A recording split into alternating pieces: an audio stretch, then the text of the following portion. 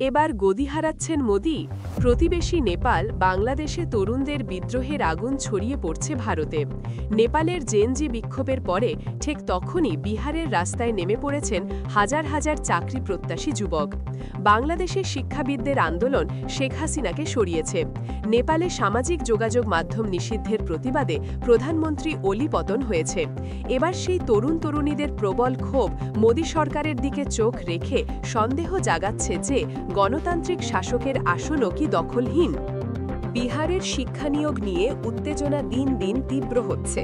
গত ৯ সেপ্টেম্বর ৪র্থ দফা শিক্ষক নিয়োগ পরীক্ষা TRE-4 চলাকালে প্রায় ৩,০০০ জন চাকরিপ্রার্থী পাটনা কলেজ প্রাঙ্গণ থেকে মুখ্যমন্ত্রীর বাসভবনের দিকে মিছিল শুরু করে।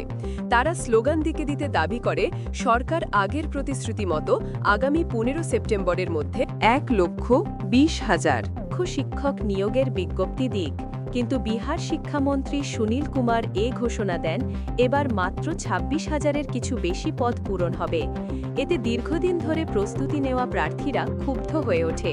ছাত্রনেতা দিলীপ কুমার অভিযোগ করেন, ডোমিসাইল নীতির আগে সরকার ৫০,০০০, ৮০,০০০, ২০ লক্ষ বলিয়েও নীতির পর তার ২৭,৯১০-এ নামিয়ে আনা হয়েছে। এটি বিহারের তরুণদের সঙ্গে বিশ্বাসঘাতকতা। উত্তেজনা ধীরে ধীরে ছড়িয়ে পড়ছে অন্য পরীক্ষাগুলোতেও।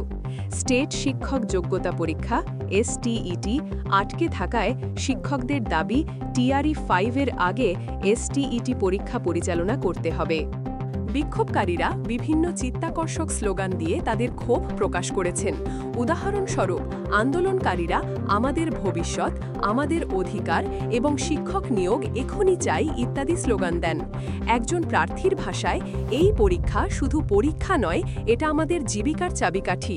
ফল বিলম্ব আমাদের ভবিষ্যতের সঙ্গে খেলা করছে। সেই শিক্ষার্থী আরও বলেন, তারা মাসের পর মাস অপেক্ষা করছেন, ফলের অভাবে শিক্ষকতা করার সুযোগই আটকে গেছে। মাঠ জুড়ে এমন আবেগময় চিৎকার যুব সম্প্রদায়ের নতুন আশা ও হতাশার ছবি ফুটিয়ে তুলেছে। সরকারি জোটের ঊর্ধ্বতন নেতারা পরিস্থিতি সামাল দিতে কমিশন ও প্রশাসনিক পদক্ষেপের আশ্বাস দিয়েছেন। বিহার শিক্ষামন্ত্রী সুনীল কুমার জানিয়েছেন, বিকল্প পরিকল্পনা অনুযায়ী সব পরীক্ষা আগেই নেওয়ার প্রতিশ্রুতি রয়েছে এবং ইতিমধ্যে প্রায় ২.৫ লক্ষ শিক্ষক নিয়োগ দেওয়া হয়েছে। অন্যদিকে বিরোধীরা সরাসরি হামলার শিকার আন্দোলনকারীদের পাশে দাঁড়াচ্ছেন। কংগ্রেস নেতা মল্লিকার্জুন খার্গে বলেছেন, যখন পরীক্ষা ফাঁস হয় তখন বিজেপি ইচ্ছাকৃতভাবে যুবদের দমন করতে লাঠিচার্জ করে। প্রিয়াঙ্কা গান্ধী লিখেছেন, ডাবল ইঞ্জিন সরকার যুবকদের ওপর ডাবল অত্যাচারের প্রতীক হয়ে দাঁড়িয়েছে। অর্থাৎ বিরোধী শিবির অভিযোগ করছে, প্রশাসনিক ব্যর্থতা ঢাকতে সরকার আন্দোলন দমন করছে আর ক্ষমতাসীনরা যুব সমাজের চিৎকারকে অগ্রাহ্য করছে। এই তরুণ তরুণীদের আন্দোলন সোশ্যাল মিডিয়াতেও ধ্বনিত হচ্ছে। বিহার STET বিক্ষোভের সময় #ReleaseSTET2025 এবং #STET-Before-TRE পোস্টে ব্যাপক ছড়িয়েছে। বিক্ষোভের ছবি, ভিডিও, স্লোগান হাজারেরও বেশি বার শেয়ার হয়েছে টুইট ও ফেসবুকে, যাতে যুবকদের অধিকার ও অধরা স্বপ্ন তুলে ধরা হয়েছে।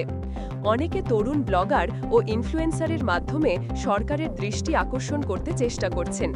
সংক্ষিপ্ত শব্দে বলতে গেলে স্মার্টফোন আর সোশ্যাল নেটওয়ার্ক ব্যবহার করে জেনজি আন্দোলন দ্রুত ছড়িয়ে পড়েছে। ভোট বাক্স আর সড়কের আন্দোলনের পার্থক্য খতিয়ে দেখছেন বিশেষজ্ঞরা। ভারতের মতো বৃহৎ, বহুজাতি, ফেডারাল ব্যবস্থা সম্পন্ন দেশে একক আন্দোলন তৎক্ষণাৎ দেশজুড়ে ঢেউ তুলতে পারে না। স্থানীয় অঙ্কন মুহূর্তে সংগঠিত হয়েছে এমন অনেক গণজাগরণ দেখার পরেও নিয়মিত নির্বাচন ও বিচ্ছিন্ন বৈচিত্র্যের কারণে সাধারণত বিরোধী স্রোতগুলো ভোটের জায়গায় পরিচালিত হয়। তবু চাকরির সংকট এ রাজনীতিতে বড় ইস্যু। একটি সমীক্ষায় দেখা গেছে, ভারতীয়দের ৬০% মনে করেন এখন চাকরি পাওয়া কঠিন, মানে বিনীতভাবে বলা যায় বিদ্যমান কর্মসংস্থানের মাতৃকাদের ঘাট। তীরের জন্য ইউথ ব্লকের উদ্যোগ নতুন নয়। বিশ্লেষকরা সতর্ক করে দেন, কেবল বড় বড় কর্মসূচির ঘোষণা নয়, সত্যিকারের গুণগত কর্মসংস্থান তৈরি করতেই হবে। যদি সরকার তরুণদের দাবিগুলো অগ্রাহ্য করে, তাহলে ক্ষোভ ভোট ব্যাংকের চেয়ে সামাজিক আন্দোলনে রূপ নেবে, যেমন পূর্বাঞ্চলে হয়ে থাকে। এই আন্দোলন শেষে যে কথা স্পষ্ট তা হল যুব সমাজের আহ্বান মানতে হবে কেবল ভোট প্রতিশ্রুতি নয়, তাদের জীবিকা সম্ভাবনাও নিশ্চিত করতে হবে। আমরা আরম্ভ করছি শুধু নয়, আমরাও চাই স্থিতি। যেমন ভাষায় এক প্রার্থী বলেছিল, সরকারকে সতর্ক হতেই হবে। ক্ষতিগ্রস্ত এই প্রজন্মের চোখে জল মিশ্রিত স্বপ্ন আছে। তাদের চাপা কণ্ঠস্বর উপেক্ষা করলে তা ঘরে ফিরে ধ্বংসাত্মক রূপ নিতে পারে। সোশ্যাল মিডিয়া থেকে রাজপথ, প্রতিটি স্থানেই তারা একই বার্তা দিচ্ছে। শুধুমাত্র কথা নয়, কর্মক্ষেত্রে বাস্তব সুযোগ দিয়ে নতুন প্রজন্মের বিশ্বাস ও আশা ফেরাতে হবে। শেষ পর্যন্ত গণতন্ত্রে জনগণের গতি প্রকৃতির অংশ হতে পারলে মোদি সরকারও বেঁচে থাকতে পারবে, আর না হলে এই তরুণরা তাদের মর্যাদা আদায় করে নেবে।